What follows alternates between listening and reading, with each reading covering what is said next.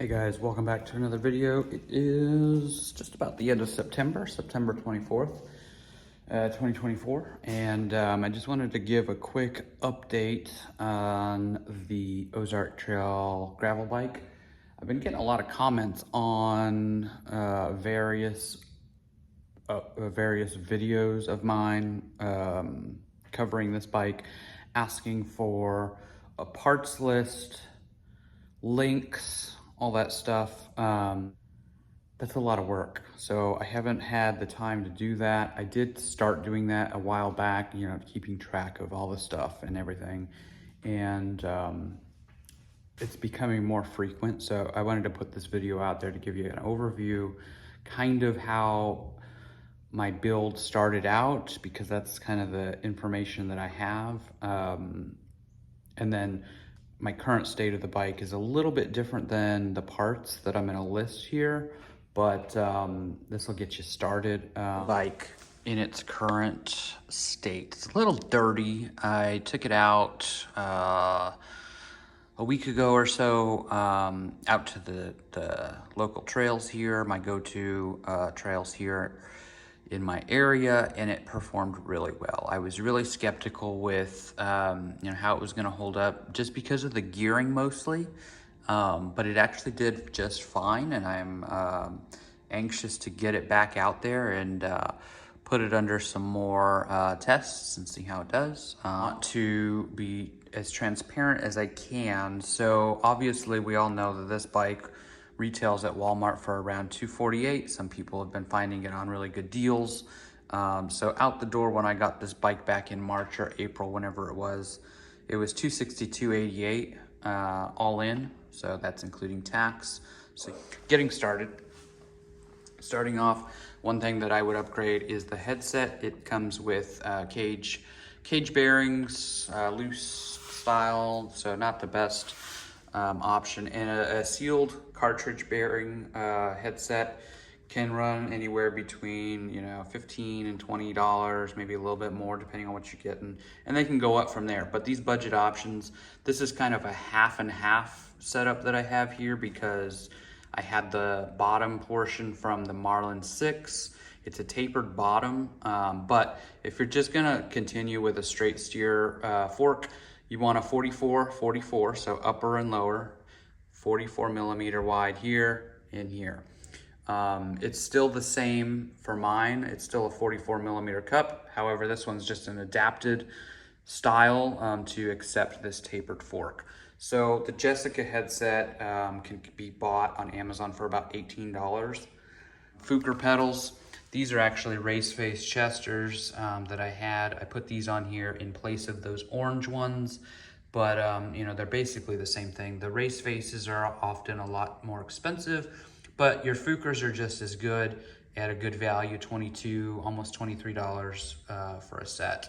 This is gonna be different, so this goes along with Drivetrain. I initially got that Shimano 7-speed cassette, which was a 12 to 28 tooth, and I got that for $21 and some change on Amazon. Now, keep in mind, this bike comes with a free wheel and not a free hub. So it doesn't support cassette with the stock wheel. So if you wanna go cassette, you're gonna have to either upgrade your hub or get a whole new rear wheel. These are the JG Bike wheels from Amazon. They used to sell these as a set. These are the Wake stem that I have on here. This was a shorter stem. So this is a 60 millimeter with a 35-degree rise. And you're gonna want, depending on what you're looking for, you may want a longer stem, you may want a shorter stem. This was ideal for me, for my height and my reach that I wanted. So it's 31.8, that's a standard diameter for the clamp here. That's what you're gonna wanna get. These handlebars are actually standard 31.8. Stem, I think I paid like $16 for it. And they can be, they can range anywhere from 5, 20, 30 and up, right? Depending on brands. I did pick up an additional crank. So the one that comes on it, this is the Shimano 105, remember, but I initially got one that was gonna be similar. So that was the whole idea with the cassette. I got a 1228 And then I paired that with the Shimano crankset from Amazon. It was a 3046. So I was intending to keep the same gearing. I just wanted maybe a little bit better parts, better aesthetic, support for a cassette. And then I also wanted to change the bottom bracket to a hollow style versus the square taper. So that crankset from Shimano, it was 65 and some change. The fork is a full carbon tapered fork. It's a buckless fork, but it says Toseek, Toseek on the side. And this is a fork that is through axle front. So it's not a quick release. They do offer it in a quick release. I think they also offer it in a straight steer versus the taper. It is a through axle. So keep in mind, if you get this specific one, if you're not planning on upgrading your wheels and just using the stock wheels that came with it, you're gonna want the quick release version. That's pretty much all I did for that stage one. One other thing I did do is throw a more modern seat post on there. So it's got the more adjustable style of clamp on there. It's just a budget Amazon seat post, 27.2. It's aluminum, just a little bit better than the stock one that came on it. You know, it's whatever you want it to be. It will serve you well, and even in the stock form, perfectly good. Ride it until stuff breaks and then upgrade as you go.